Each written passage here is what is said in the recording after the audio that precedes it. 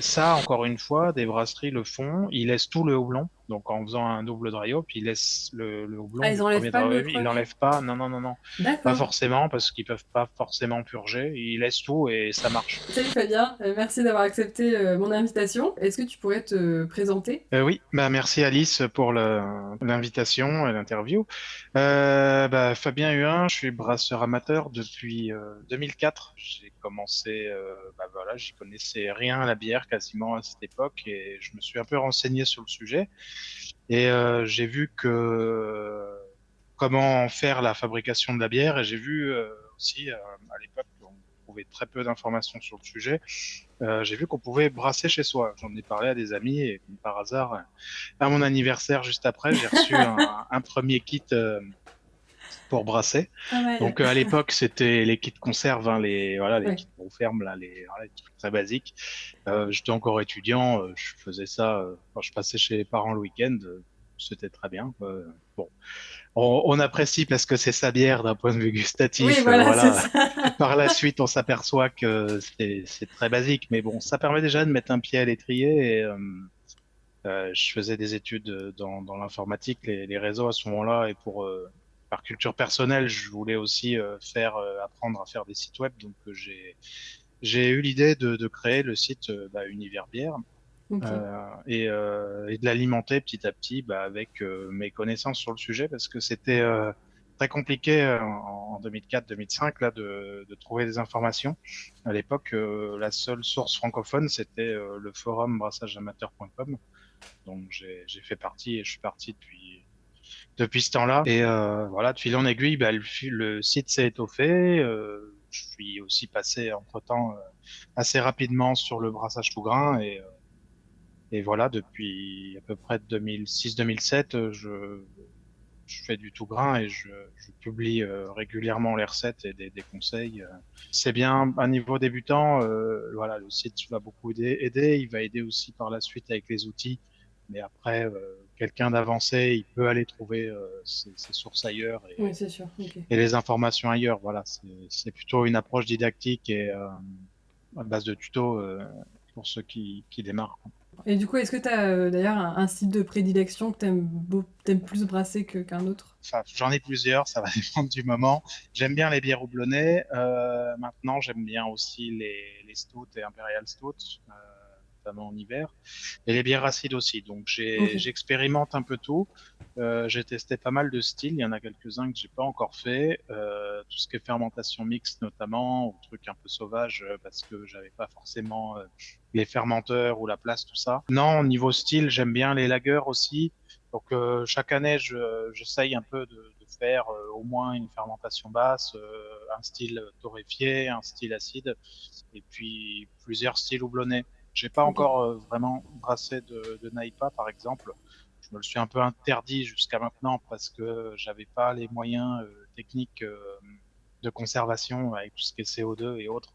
Je reste sur de la fermentation en bouteille. Je m'interdis le keg. Pour jouer, j'ai des mini-fûts, donc faut que j'essaye de mettre ça en place pour améliorer la conservation de la bière, parce que les styles houblonnés, ça pardonne pas Ouais, c'est tout ce clair. qui est oxydation. Donc j'ai encore de la marge là-dessus, mais voilà, l'idée c'est j'essaye un peu tous les styles et de revenir aussi sur des styles qu'on connaît moins ou qui sont moins brassés. Je pense notamment par exemple au style Gratzer qui est à base de blé fumé. Je m'amuse avec un barbecue au fumoir. J'avais déjà essayé de fumer du malt et c'est Ah, pas trop mal. cool. Donc je pense que je vais réessayer ça peut-être cette prochaine saison. Ouais, j'avais vu aussi que t'aimais bien, je pense, sur ton blog, brasser aussi avec des herbes, tester. Je crois que t'avais fait un truc avec du sapin, non? Avec des aiguilles de Ouais, sapin. ah oui, alors ça c'était ouais oui l'été dernier. Effectivement, c'était une raw ale. J'avais Ok. essayé ça, donc bière sans ébullition. Et je pense que ouais, je vais réessayer de faire ça, peut-être avec des levures fake là. Et là, c'était avec des bourgeons, des jeunes pousses de Oui, sapin, ouais, voilà. qu'il y avait dans la résidence. Ouais, ouais, faudrait que je réessaye des trucs comme ça aussi, un peu plus sauvages. Là, je vais essayer de faire une farmhouse aussi, Ah, ok, pas mal. ou des saisons rustiques. Voilà, j'aimerais bien travailler aussi un peu avec les brettes. Oui. J'ai aussi un paquet de souches BR8 là, donc la Ah, moi brette, aussi. voilà. Et j'ai des levures Quake aussi à tester là, donc faut que je vois un peu ce que je peux faire avec. J'aimerais bien récupérer du mou de raisin là aux prochaines vendanges aussi, voir si je peux récupérer ça vers chez moi pour essayer de faire de la fermentation mixte. Ok. Ce serait un bel objectif aussi. Le terme session, il est à la mode depuis quelques années et maintenant il est transposé sur d'autres styles. Donc on peut Oui, entendre, ok. on pourrait faire un session stout, une session saison, enfin, qui s'appelle une grisette en fait. Des fois, le terme session, il existe sous un autre nom. Oui, ok. Euh, J'essaye de réfléchir s'il y a la version sur les lagers, mais je pense pas. Mais on pourrait faire une session lager par Hmm, exemple. ok. Enfin, voilà. Donc c'est vraiment un suffixe en fait qu'on va rajouter à Oui, oui, oui, oui. n'importe quel style. Voilà. Ok. Bah, au même titre qu'on rajoute le terme double ou triple, en fait. On pourrait voir la même chose. Session, bah, c'est le terme léger, quoi.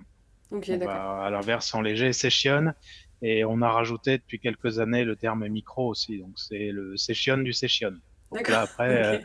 on n'est pas encore sur la sans alcool, mais en Ben on n'est gros, on pas s'y loin quoi. approche au plus, quoi. Et selon toi, enfin, quel est l'intérêt de justement de brasser ce genre de style, enfin de rendre un style session? La facilité à boire, en fait. Et puis, essayer aussi, pourquoi pas, de réduire la quantité d'alcool ingéré, tout Oui. simplement, voilà, proposer un produit moins fort. Moi, je cherche pas forcément à brasser pour faire de l'alcool, ni à boire pour l'alcool, quoi. Enfin, voilà, c'est pour le goût, en fait.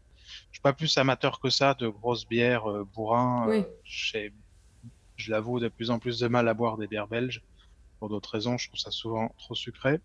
Donc, j'aime bien des choses qui sont plus légers, plus faciles à boire, hein. Moins sur le malt aussi, plus équilibré. Mais j'ai l'impression justement qu'on est un peu sur cette tendance de, enfin, comme tu dis, les grosses bières de bourrin, tout ça, enfin, c'était il y a quelques années. J'ai l'impression que les gens, ils en ont un peu marre Ouais. de cet extrême, toujours plus, quoi. Bah oui, oui, oui. Bah c'est des effets de mode. Bah on a commencé comme ça, hein. Moi je l'avoue, hein. Quand j'étais plus jeune, étudiant tout ça à l'époque, de toute façon on n'entendait parler quasiment que des bières belges. Les bières américaines, tous ces styles-là, c'était encore inconnu, hein. Oui. Les IPA sont arrivés quoi, en 2009, 2010, un truc comme ça, hein. Enfin avant on n'en entendait pas trop parler. Euh, Et oui, c'est un peu le style qui est devenu à la mode en fait, IPA, mais avant c'était pour beaucoup les bières belges et éventuellement les stouts, certaines Oui. stouts, imperial stout, mais bière anglaise, oui, il y a toujours eu aussi un peu. Mais c'est vraiment là depuis quelques années qu'on voit que cette mode évolue. Et puis là, bah, depuis les NAIPA, bon, entre-temps, on a eu les saisons aussi, le renouveau des Oui, saisons, c'est vrai. voilà, les sours. Enfin, il y a des modes en fait. Là maintenant, on voit un peu le retour tout ce qui est lager, Oui. fermentation basse. Moi, beaucoup Avec aimeraient Zikan aussi. Lager, tout ça. Voilà, fermentation mixte aussi, beaucoup maintenant. Là, on voit aux différents festivals. Maintenant, je trouve la palette de bières proposée là, le festival en mai là, Paris Beer Festival par exemple, on était étonné. Il y avait, je trouvais, une bonne variété de bières. C'était pas cantonné à que des NAIPA et que des acides. Il y Oui. avait vraiment que tous les Beaucoup styles. Donc, de choix. ouais, c'est intéressant. Bah, justement, encore une fois, d'où Ouais. l'intérêt de, comme tu disais, d'avoir des bières moins fortes pour aussi. Bon, c'est un peu pratico-pratique, mais quand t'es dans un festival, tu peux goûter beaucoup plus de bières Oui, sans ah être complètement bah oui, rétamé, quoi. oui. Puis revenir, en fait, c'est des bières où on peut moins tricher, en fait. Enfin, le houblonnage, ça aide, mais déjà avoir une bonne base maltée, maîtriser vraiment le produit de A à Z, une bonne levure aussi, Oui. bah, c'est bien, voilà. C'est pas évident à faire non plus, quoi.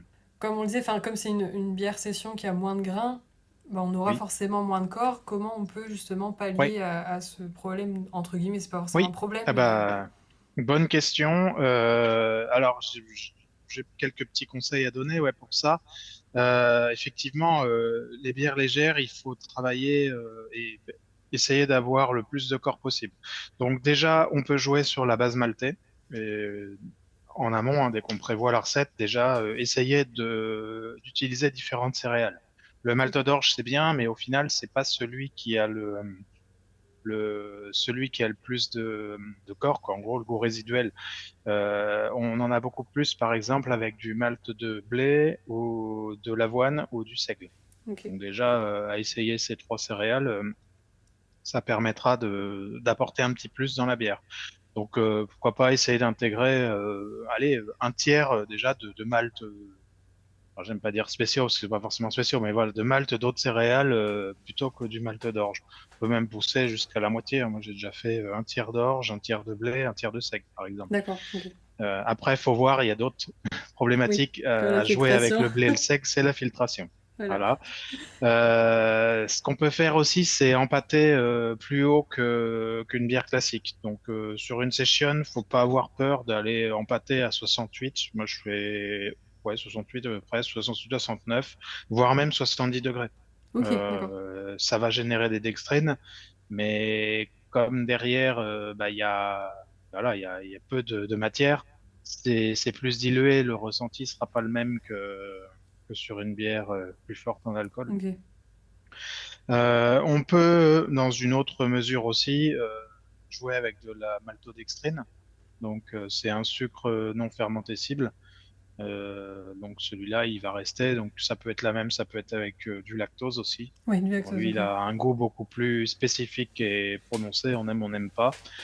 Donc, voilà, c'est deux sucres qui sont possibles aussi. Et je pense qu'on peut aussi travailler un petit peu avec la levure aussi. Certaines levures, bah, on peut même, c'est sûr, qui sont plus ou moins atténuantes. Oui, OK. Donc c'est là où ça va être intéressant, c'est essayer de trouver une levure, par exemple, non diastatique déjà, qui Oui. va permettre de garder plus de sucre, et une levure peu atténuante aussi. Alors je ne vais pas forcément citer d'exemples, mais il y en a plusieurs. Bah, bref, par exemple, pas une levure de saison, quoi, pour Oui, faire une ouais, ouais. session. Enfin, Ça, sauf c'est la si tu pire veux levure, je vraiment pense. un résultat très sec. Oui, C'est d'accord, possible OK. aussi, hein. Après, il y en a qui vont vouloir un résultat sec plutôt qu'un résultat rond, pas de souci. D'accord. Il y a aussi, je pense, quelque chose qui joue sur le ressenti du corps, c'est le houblonnage aromatique et le dry hop. OK. Selon comment il est fait, le dry hopping avec la biotransformation, tout ce qui est extrait bah, du houblon pendant la phase de dry hop, ça va jouer aussi sur le ressenti global, quoi, sur la OK. balance, enfin, l'équilibre de la bière. Donc, par exemple, en faisant une session IPA moins amère, mais plus sur l'aromatique, bah, on va aider à renforcer ce goût sucré. Par exemple, sur ma recette là, le, on va dire qu'elle est plus quand même sur l'amertume. Enfin, il y Oui. a quand même de l'amertume. Moi, j'ai voulu de l'amertume, j'ai rajouté du houblon amérisant, mais on n'est pas forcément obligé de le mettre. Du coup, ça réduit les IBU. Pour ce style-là, c'est pas très grave. C'est surtout, encore une fois, l'aromatique du houblon qui va être le plus important. Donc OK. voilà, je pense qu'avec tous ces paramètres, on peut jouer clairement ouais, sur le ressenti. Du coup, tu dirais que quand tu veux faire une imagine, tu as une recette de bière que tu veux la rendre, session, tu Mhm. tu vas pas forcément juste, diviser Prendre les. le Bah, si, c'est un peu ça. Tu peux jouer sur les curseurs, hein, clairement. Tu réduis déjà les apports de malt, hein. ouais, Euh, on pourrait, oui, oui, je pense qu'on pourrait diviser la matière par deux, hein. OK. Techniquement, ça va le faire, hein, parce qu'on réduit le corps. Après, il faut adapter quand même l'amertume en conséquence. Euh, mais c'est une bonne manière de faire. Sur l'IPA, moi, c'est comme ça que j'ai commencé, hein. Je regardais un peu comment les guides de style pour Session, et puis après comment sont faites les recettes. Mais en fait, on regarde, c'est souvent une transposition d'une base maltaise plus conséquente, et on OK. divise en fait, enfin, on réduit, quoi, ouais. Ou en rinçant plus la bière en fait. Oui, OK, tu Sinon rajoutes tu plus fais, d'eau, ouais. mmh. J'avais fait sur un Imperial Stout il y a quelques années une bière de rinçage derrière, parce que j'avais OK. fait un double mash, et j'avais rincé les drèches, j'avais fait un petit stout qui OK. était à 4-5 degrés, quoi. Enfin, on pourrait Mmh. faire encore moins selon, mais là, bon, comme la bière de base était très Oui, forte, ça il y c'est avait ça. encore beaucoup de sucre dans les drèches, donc voilà, en fait, c'est la petite bière voilà, une petite bière de rinçage serait en quelque sorte une bière de table, hein, donc une Oui, session, voilà, hein, dans les abbayes, c'est ce qu'ils faisaient, hein. Ils faisaient une OK. petite bière avec le rinçage et ça servait pour Ah OK, et ça vient de là, les bières de table, du coup, Faudrait regarder l'historique, mais je pense que oui. Ça, et puis le OK. fait qu'à l'époque, valait mieux consommer de l'alcool que de boire Oui, de que de l'eau l'eau, oui, qui sort du puits ou de la rivière d'à côté. c'est ça. Voilà, c'était un peu le prétexte sécurité, quoi, on va dire. Mais OK. et oui, oui, je pense qu'ils gâchaient pas. Hein, voilà, ils cherchaient à tirer profit de tout ce qu'ils avaient en grain. Et ouais, bah, je pense que c'est un style quand même qui restera parce que malgré tout, je pense que ça doit être une bonne quelque chose qui part bien dans un bar, qui s'écoule bien en bar, Bah, justement, parce vu que que c'est ça la reste bière comme qu'on ça peut boire léger. Ouais, tranquille, ouais, posée. ouais, bah voilà, le terme session, il vient de là aussi. Hein, c'est aller se faire une tournée, aller au bar et voilà. Je pense qu'il vient de là, le nom historique Oui. anglais, on va dire, Oui, oui, bah, j'ai fait une petite recherche session justement beer. et oui, Ouais, c'est ça en fait, il y avait une loi, je crois, qui a été établie ouais. pendant la Première Guerre mondiale où il y avait 2 sessions dans la journée où les ouvriers, ils étaient autorisés à boire de la bière et du coup, c'est pour ça qu'il Ah, fallait d'accord. une Hmm. bière qui dépassait pas, je crois que c'était 4 ou 4,5 degrés, Ah justement oui, pour qu'ils d'accord. puissent Donc c'était retravailler après. C'était le cahier des charges, donc Voilà, pas le droit de boire, mais pas être trop bourré, quoi. c'est ça Oui, exactement. un peu comme nous à l'époque avec le vin de table. Bah eux, ils Ouais, avaient la bière de table. c'est ça. On y revient, cette bière de table. Et selon toi, est-ce que tu penses qu'une session gagne à être maturée ou peut-être certaines sessions, pas d'autres Alors, ouais, c'est une bonne question d'expérience. Je dis toujours, pour moi, la bière, plus elle est forte en alcool, plus elle se conserve. D'accord. Et en général, elle contient des maltes torréfiés. Enfin, par exemple, un Imperial Stout se garde très bien. Ok. Mais une triple, pas forcément, je trouve. Même s'il y a de l'alcool, ou une quadruple à la rigueur, quelque chose qui est un peu plus sur le cara. Enfin, dès qu'il y a du cara ou du torréfié, je trouve que ça se garde bien. Ça se conserve bien. Par Ok. contre, je trouve qu'une bière qui est vraiment sur une base, on va dire, pils ou pale, vraiment l'orge, enfin, ou une céréale claire, je trouve que passé un an, t'as l'oxydation légère ou le madérisé aussi qui apparaît, l'amertume qui descend un petit peu, enfin surtout l'aromatique qui lui tombe très vite aussi. Donc non, pour moi ce style de bière session léger, ça va être à consommer rapidement. Ok. D'autant plus s'il y a du houblonnage aromatique Oui, dedans, c'est on fait sûr. une session idéalement dans les 6 mois, quoi, ce serait bien. D'accord. C'est ce que j'essaie de faire. Après, je suis le premier à dire ça, et puis des fois, j'en ai qui traînent un peu à la cave, mais ouais, faut essayer de les écouler rapidement, de les Oui. stocker au frais aussi, si possible, si c'est des styles houblonnés. Et du coup, maintenant, est-ce qu'on pourrait plus parler de ta recette? Enfin, tu t'es dit à la base, je veux faire une session et t'es parti de zéro, ou t'es parti d'une recette classique, on va dire, et tu l'as transformée en session? Alors, je pense que, enfin, comme là, je suis parti d'un historique, j'ai commencé Oui. à faire, à m'intéresser aussi le session. Bah, j'ai retrouvé mes notes en 2017. Je fais un peu de pub, mais mes recettes sont en général disponibles sur mon site, dans la Oui. rubrique recettes, dans la galerie photo aussi, mais dans la rubrique des recettes, il y a elles y sont, notamment celle-là. Donc, l'idée, c'était, bah, à l'époque, je pense que j'avais pas trop de repères et que c'était encore un style qui était un peu moins connu. Donc oui, c'est ça, l'idée c'était de transposer en quelque sorte une recette d'IPA en version plus légère, donc réduire la base maltais. À l'époque, je reprends mes notes là, mais en gros c'était une base Pils et cristal. Donc en gros, Ok. Donc assez les simple. maltes qu'on retrouve sur une IPA, on va dire traditionnelle, enfin Oui. c'est faux, une IPA moderne, mais moins moderne que celles qu'on trouve maintenant, qui sont plus branchées d'IPA avec Oui. une triumph C'est ça. partout. Là, c'était encore l'IPA où on mettait du pale, du Munich et un cristal. Je trouve que le cristal, il amène un petit truc quand même quand ça reste modéré et pas trop sur le caramel non plus. Donc voilà, l'idée c'était ouais, de faire cette transposition-là. En termes de houblonnage, bah, ma manière d'utiliser le houblon a beaucoup évolué, hein. Je pense avec le savoir d'un peu tout le monde aussi. Je trouve que Ok. depuis pas mal d'années, on s'est beaucoup amélioré en France. Forcément, hein, c'était un peu nouveau au début et on utilise mieux le houblon qu'auparavant. Je pense que si je reprends mes notes, j'ai dû mettre un houblon amérisant et puis certainement un aromatique à 10 minutes de la fin. À l'époque, on faisait pas encore trop de ce qui Des était vrais Whirlpool hop. ou trucs comme ça. Hmm. Je vois sur beaucoup de mes recettes, je les regarde maintenant, je dis oh là là, le houblonnage, je le ferais, faudrait moderniser le houblonnage. Ouais, Autant ok. les bases, ça évolue pas trop les bases maltais, mais le houblon, la manière d'utiliser a changé. Donc plutôt Whirlpool maintenant et Dry Hop. Ok. Je fais que ça sur quasiment toutes mes bières maintenant. Je mets un amérisant, donc le Magnum du jardin très souvent, et ensuite houblonnage au Whirlpool. Donc pour ceux qui ça ne parle pas, Whirlpool c'est pendant la phase de refroidissement de la bière. Donc au moment où on met le serpentin, pour ceux qui ont un serpentin, ou avant de passer par un contre-courant, si vous n'êtes pas équipé, bah, il faut recirculer le mou qui commence à refroidir dans votre cuve pour redescendre le mou à peu près 90 degrés. Et là, on met le houblon dedans et on laisse infuser pendant une vingtaine de minutes. C'est pas Mm. mal déjà, au moins 20 minutes. Et là, la température continue de descendre, le houblon, il infuse et là, il diffuse plus facilement les acides alpha.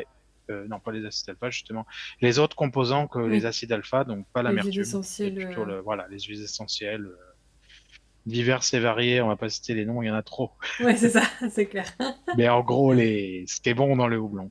Oui. Ce qui va donner vraiment le côté aromatique Voilà. de la bière. Ok. Et ensuite, bah, il y a en phase de fermentation, donc le dry hopping. Donc, moi, je le fais en fin de fermentation, en général 3 jours, 3 jours avant d'embouteiller, 3, 4 jours max avant d'embouteiller, alors qu'avant, je faisais plus souvent une semaine. Ah, ok. Mais maintenant, je trouve que ouais, 4 jours, ça diffuse bien. Ok. Et est-ce Après, que il y a plusieurs écoles là-dessus. Et Je sais est-ce pas que si t'as... Bah, moi, en général, pareil, j'essaie de Ouais, faire ça 3 4 jours avant de le ouais, mettre en fût. Mais mm, enfin, j'ai lu beaucoup de gens qui disent ouais. qu'il faut pas le mettre, par exemple, plus de 4 jours, faut pas dépasser 4 5 jours. C'est ça. Il y a Est-ce que toi, t'as vu des. une différence, justement, en mettant une semaine Bah, en même temps, mon matériel a un peu évolué hmm, entre-temps, donc faudrait que je refasse le test. Mais oui, j'ai déjà fait 7 jours et ça marche. Le ok. risque, en fait, c'est plus on fait long, plus on extrait aussi potentiellement des polyphénols ou le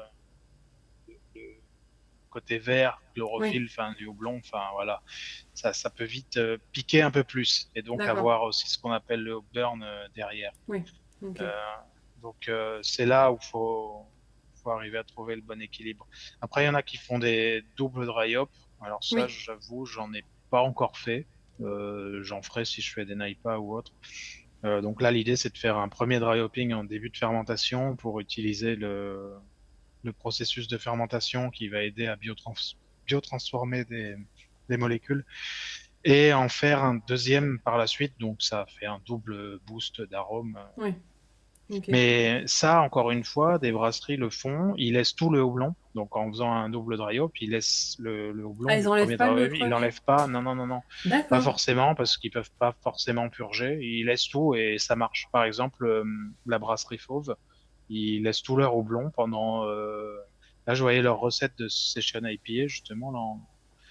Et ils laissent fermenter le tout pendant à peu près 15 jours. Et ils Ah, mettent le ok. houblon à partir de 11 jours et ils laissent tout. D'accord. Ok. Ouais, comme quoi, Ah, c'est bon de savoir ça. ouais. Faudrait. Ouais, après, ils sont assez ouverts, hein. Je pense qu'en leur demandant à poser leurs Oui, questions, ils pourront expliquer plus en détail. Mais j'avais cru comprendre ouais, qu'il laissait longtemps. Et je pense que d'autres brasseries, c'est comme ça aussi, hein.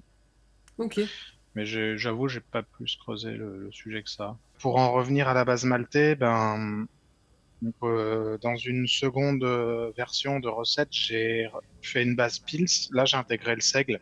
J'aime beaucoup le D'accord. seigle aussi pour le côté épicé. Ah ouais, sur les Et pommes. du blé aussi. Donc Ok. seigle et blé, c'est des céréales qui apportent vachement de corps. Bah ça rend bien en fait, je trouve, sur ce genre de bière et sur les IPA. J'aime bien les IPA au seigle. Après, la problématique, c'est plus on intègre des céréales de ce genre sans écorce, plus c'est difficile de filtrer, Oui, notamment avec le c'est vrai. seigle qui est une Ouais. super galère. Là, c'est là où ça dépend un peu des installations de chacun et de la manière dont on traite le seigle. Donc, bah, j'ai joué beaucoup avec ça, avec les mélanges de flocons. Avec les flocons, j'ai déjà essayé avec des flocons de seigle aussi. Ça peut marcher.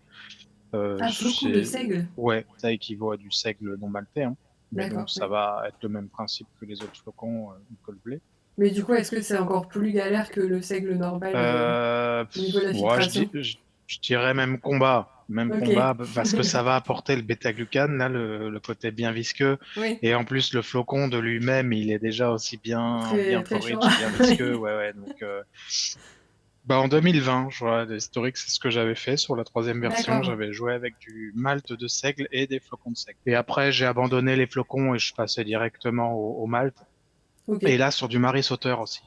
Ah ouais, Marie Sauter, Bah, elle est trop nice. voilà, Pale, Marie Sauter, c'est vrai que ça amène quand même un petit côté caramel vraiment léger en plus. Enfin, ça a un Oui, petit plus quand même par rapport au Pale, je trouve. Je l'utilise pour tout ce qui est bière à l'anglaise, on va dire. d'accord, ok. Ou IPA, ouais. Bah, ça a commencé en fait cette recette en 2021.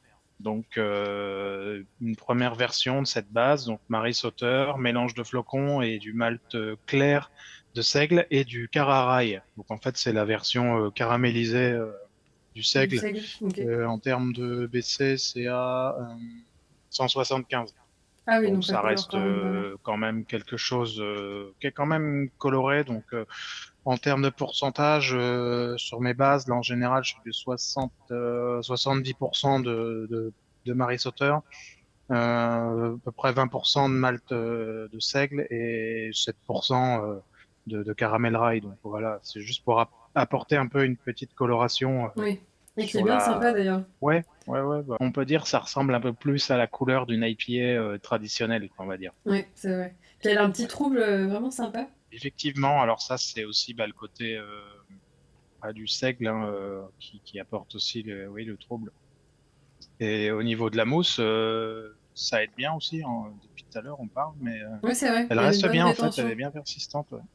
Enfin, tu disais que il fallait une levure pas très atténuante, Bah, plutôt. pour moi, oui, ça peut être une clé. Enfin, tout dépend de ce qu'on recherche, mais sur un style session, il faut quand même qu'il y ait du corps. Donc, le risque d'utiliser une levure qui atténue trop, c'est de ne plus avoir de corps, Hmm. donc d'avoir quelque chose de très sec. Donc ça peut être voulu. Hein. Il y a des styles où même pour une raison ou pour une autre, des gens voudraient chercher une bière très sèche. C'est possible. Hein. Dans ce cas-là, pas de problème. Mais par exemple là, pour une session IPA, il faut quand même qu'il y ait du goût, qu'il y ait du corps. Sinon, Un ça va support. vraiment être que sur l'amertume et Hmm. quand même qu'il y ait un support en fait à tout ça. Donc bah là, je trouve que dans celle qu'on est en train de boire, là, avec la levure New England, je trouve que c'est pas mal. On Oui. est bien au niveau équilibre. Là, on, on a quand même le goût, on a le corps qui est là, mais c'est sucré, mais pas trop. Sachant que si on décide d'utiliser par exemple une levure diastatique, il faudra peut-être encore plus adapter sa liste de grains pour pas avoir une bière qui dépasse. Bon, après, c'est pas très grave Oui, en amateur, mais qui ouais, dépasse le taux d'alcool. ouais, c'est ça. Après, faut faire attention. C'est vrai que on se fait piéger. J'ai peut-être pas noté l'historique des taux d'alcool que j'ai obtenus, mais ça va très vite, effectivement, sur une session de Mais dépasser la limite, enfin, la limite alcool, enfin, ouais. Bah, typiquement, là, sur le dernier brassin, là, avec la recette, là, j'ai eu une super efficacité. Je pense que c'est lié merci le seigle, de m'avoir fait faire une filtration de 2 heures.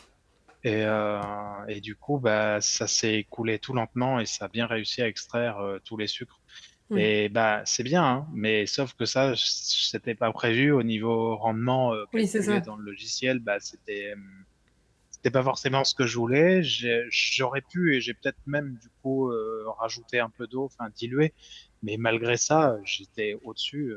Et donc là, c'est la bière là qu'on est en train de boire. Elle est à 4, presque 5 degrés, je crois Ok. 4,8, il me semble. Donc on est quand même sur la limite haute là de session parce que bon, ça reste léger, mais on arrive quand même sur pas très loin d'une bière classique à 5 Oui, c'est degrés, quoi, ça. on va dire. Ok. Donc oui, faire attention à ça. Effectivement, l'atténuation de la levure aussi, ça peut être un piège. Si vous utilisez une levure auquel vous n'êtes pas habitué, bah, ça peut être la surprise qu'elle atténue, par exemple, plus que ce qu'elle aurait dû.